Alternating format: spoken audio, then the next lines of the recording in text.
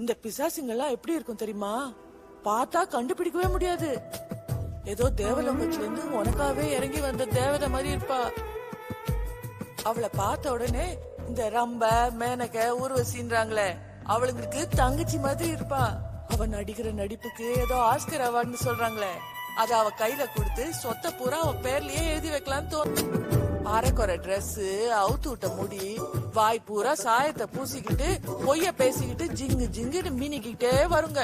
அதுங்க தாண்டா பிசாசுங்க. எங்க காலத்துல இருந்த பிசாசுங்களா எவ்வளவோ மேலு.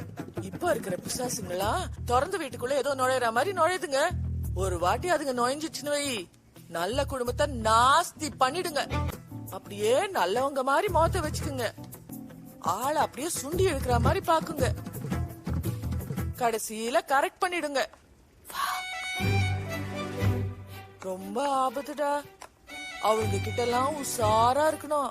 இந்த பாருடா, நீ மட்டும் கொஞ்சம் அசந்தன்னு வச்சுக்க, உனக்கு கண்ணு ஜாட காமிச்சு அவங்க பக்கம் இஸ்துப்பாளுங்க. பத்த வைக்காமையே குடும்பத்தை கொளுத்திடுவாளுங்கடா.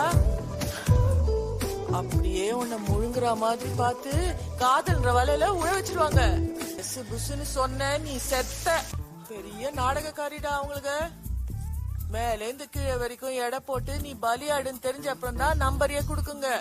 அந்த வாட்ஸ்அப்ல பேசுவாங்க பாரு, தூக்கம் போயிடும், வேலையே செய்ய விட மாட்டாளுங்க. பேஸ்புக்ல லைக் போடலனா தொல்லை, இன்ஸ்டாகிராம்ல போட்டோ பாக்கலனா தொல்லை. உன் வாழ்க்கைய அவங்களுக்கு எழுதி கொடுத்துட வேண்டியதுதான். கண்ணா, நீ அவங்க மயக்கத்துல இருக்கும் போது எப்படி ஆயிடுவ தெரியுமா? ட்ரைனிங் மூளைல ஏறாது, பசி எடுக்காது, ஒன்னியே நீ சுத்தமா மறந்துடுவ. பெத்தவங்க ஏதாவது நல்ல விஷயம் சொன்னாலும் மனசுல நிக்காது.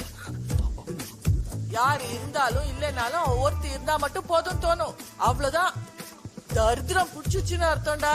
உனக்கு சங்குதான். அப்புறம் அமெரிக்கால இருந்து எவனாவது ஒருத்த வந்தா, எங்க அப்பா ஒத்துக்கல, என் ஆத்தா ஒத்துக்கலன்னு உனக்கு வாய்க்கரிசி போட்டு ஜோடி போட்டுட்டு போயிடுங்க. எல்லா கதையும் இதான்.